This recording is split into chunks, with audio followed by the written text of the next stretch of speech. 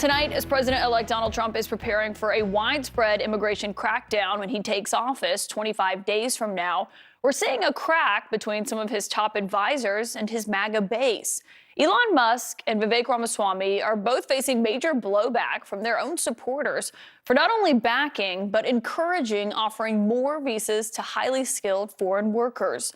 Over the Christmas holiday, Musk posted this online saying, "Think of this like a pro sports team. If you want your team to win the championship, you need to recruit top talent wherever they may be."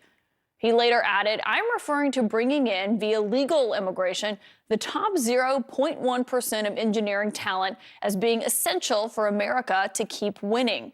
He's talking about H-1B visas, which allow employers to hire highly skilled foreign workers.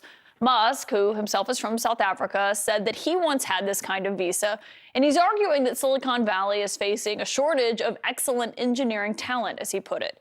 But the annual cap on those kinds of visas right now is at $65,000, with another $20,000 for those who get a master's or a doctorate in the U.S. Musk is being backed up by his partner in Trump's government efficiency initiative, Vivek Ramaswamy. He says it's a cultural issue that there aren't more competitive engineers in the U.S. Here's what he said online: "A culture that celebrates the prom queen over the math Olympiad champ or the jock over the valedictorian will not produce the best engineers. A culture that venerates Corey from Boy Meets World or Zach and Slater over Screech and Saved by the Bell or Stefan over Steve Urkel and Family Matters will not produce the best engineers."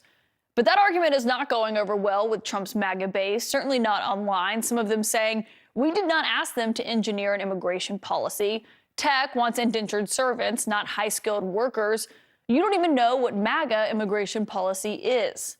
Now, Trump himself, who I should note restricted H-1B visas in his first term, has said on the campaign trail this time around that he did want to make it easier for educated foreigners to work in the U.S. Yes, these conversations is needed. I don't understand why liberals are terming it a civil war. There is nothing like that.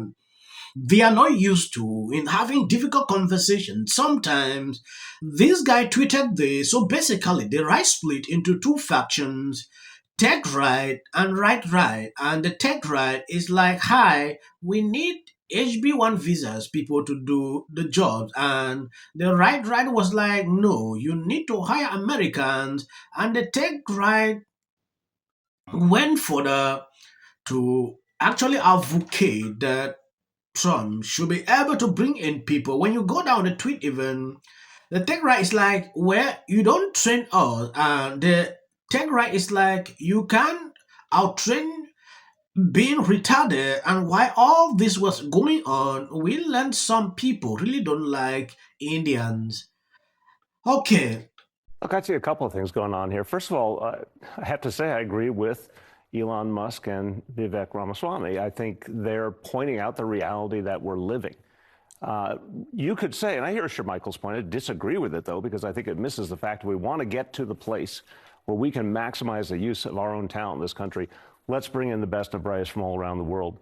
Let's really make our economy stronger. Let's become even more tech dominant. That's the way, in fact, to elevate the whole country and to create more opportunity for Americans of all kinds in the tech field. So I don't know why on earth we wouldn't want to grab all the talent out there, especially because if we don't, our competitors will.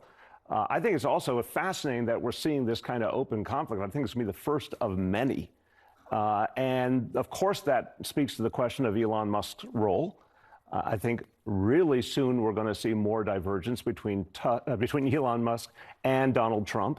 It's natural, given each of them having the power they have. I think that's going to be a very, very important storyline in 2025, that these two people who appear to be allies but really have very different interests start to diverge issue by issue. We saw it also during the recent budget fight. I think we're going to see it on issues like artificial intelligence and climate, where Musk has been in a different place than Trump. That's going to have ramifications for how successful Trump can be in general. And then finally, I mean, look, for the MAGA world to be turning on their own this quickly.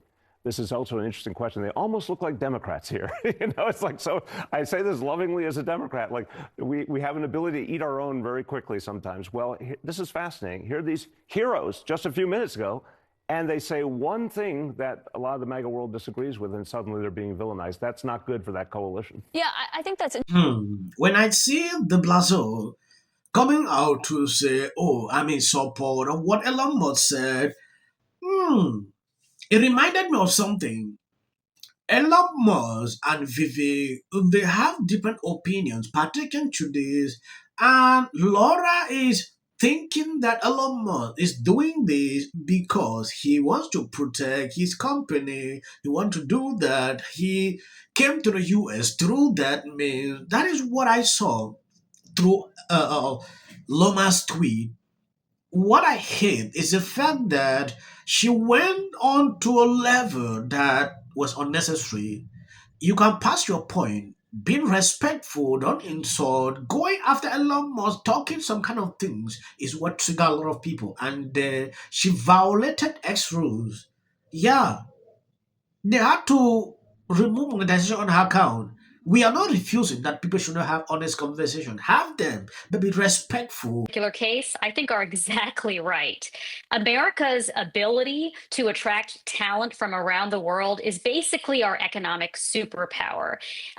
The fact that, in particular, we've been able to attract high skilled immigrants quite reliably in this country over the past century or so is why we have this enduring leadership in science, tech, and business. So, just as an example, of all Fortune 500 companies, about half of them were founded by immigrants or the children of immigrants. And of the Nobel laureates, American Nobel laureates who have received prizes for the hard sciences this century, about 40% of them.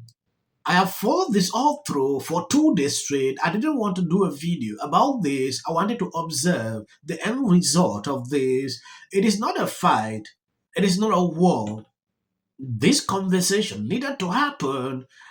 Elon Musk is advocating that other countries are topping the US, especially recruiting people that are really high up there. The US should be able to select top people, so other countries should not be able to meet up to that standard. Along the way, based on Elon Musk's observations, if care is not taken by 2030, the US will be lacking behind. They will not have that top people.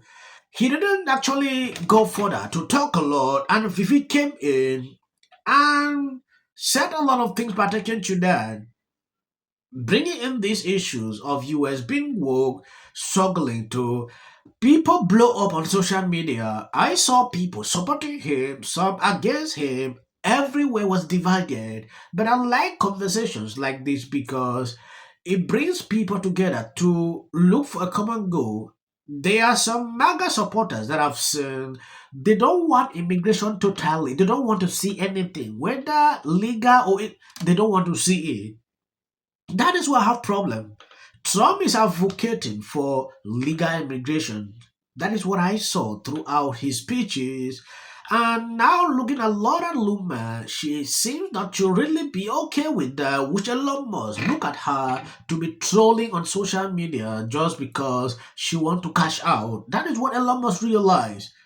Hey, MAGA, aka Make America White Again. I see some trouble brewing over there with y'all new President Elon Musk, South African billionaire, and his sidekick Vivek Ramaswamy. They're all over the internet now calling for H-1B visas.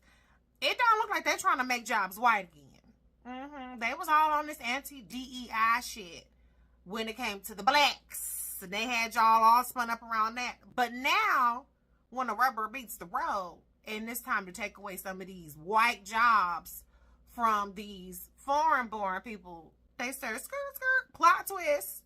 Vivek ran on any H-1B visas, but now he done flip-flop. Now that he got a little bit of power, he done flip-flop. And he is talking about how Americans, he's talking about you white people, by the way. He ain't talking about us, because when they say Americans, they don't talk about black people. You Americans have a culture that's lazy. And that's... I get triggered when I look at people like this. They don't address issues based on how it is. They bring in race to play the card. I didn't see that.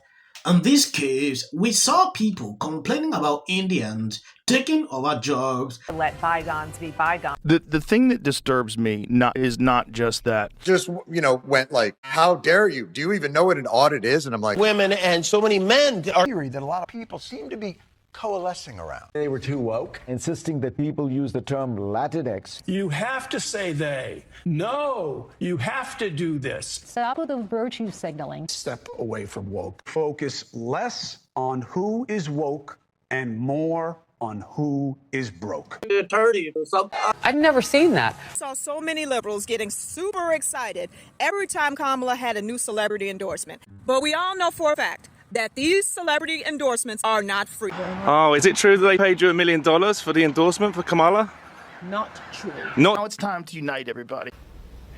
So, with that, I'm going to shake it off. Figure out a way to say thank you. That guy's name, he's such an absolute prick. I can't stand him. But anyway, Hey there. Not doing great. Terrible night last night. It was a terrible night. What will the rest of us be doing on day one?